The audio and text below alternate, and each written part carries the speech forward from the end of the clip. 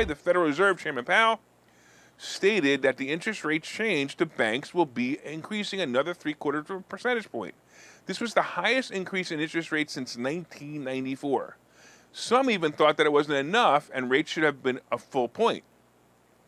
So what does it mean to you as a consumer? All right. So first of all, you should know that the Fed isn't doing it to punish Americans.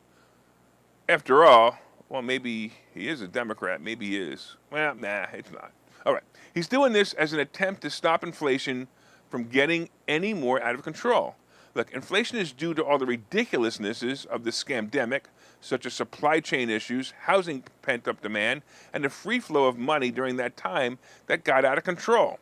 In my opinion, and something I've been saying for 8 years, is that the Fed needed to raise their rates when Obama was president. Obama and Trump, they should have been raising interest rates. Even Trump called on Powell to raise rates a few times, and it never happened. Many Americans have now gotten used to low rates and don't remember my generation rates of mortgage rates of 13, 14, and 15% to buy a house. Well, the younger generation is about to get a rude awakening. Look, first let me explain how the interest rate increase actually affects banks. So banks borrow money from the Federal Reserve and then use that money to lend it to you. So a 75 basis point increase means that the bank will now borrow money from the Federal Reserve for 0.75% more than they did last month. You should know that the Federal Reserve was lending banks money at 0% during the scandemic and continues to do so up until March this year. By the way, with all the current increases we've had so far, the rate is now 1.75%.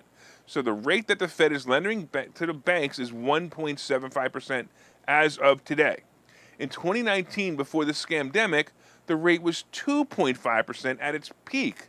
And in 1980, it was 20%. So, really, what's the big deal? We aren't anywhere even near the rate of 2019 yet, and the economy is kind of still on fire, well, at least for now. The biggest place you'll be affected in the amount of money you'll pay to borrow will be to pay to borrow money. This typically means your interest rate for mortgages, car loans, and credit cards will be higher. Look, just to be clear, if the Fed is charging banks 3%, and not even charging banks 3% yet, but if they're charging 3%, and they probably will by the end of the year, by the way, that doesn't mean your rate will go up by that amount that the Fed increased the rate. Banks can set their own loan terms and how they feel would make the most sense.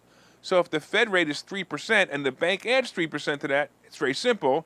Simple math, you'd understand that your rate would be 6%. However, some banks may choose to increase a different higher or lower rate. One bank may say that they'll charge 2.5% over the Fed rate, and another may say that they'll charge 4% over the Fed rate. There is also something called the prime rate. So the prime rate is an average rate that banks charge their best customers. Look, I've had loans that are calculated at 50 basis points below the prime rate. For example, if the prime rate was 4%, my interest rate would be 3.5%. The reality is kind of always shop around for a rate, that's fine, but to me, access for money is more important than rate at any time. I often tell my followers to get as many lines of credit as possible and use those lines of credit to make money on that borrowed money. By the way, the concept of raising interest rates to lower inflation has a lot to do with house prices. With mortgage rates rising from what was about 3% in December to a little over 6, actually I think it's almost 7 now, it changes the dynamic of how much someone can afford to budget for a house. If housing slows down, housing prices go down and inflation starts to drop. Of course, sales of cars and other items, like you may use credit for, are also going to drop because of the same calculation. So here's the head scratcher now. So think about this. Isn't raising interest rates just another form of inflation?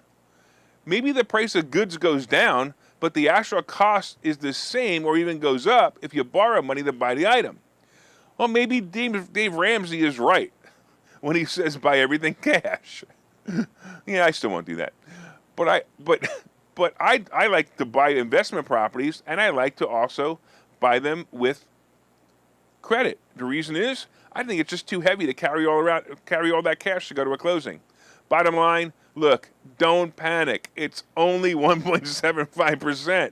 No big deal.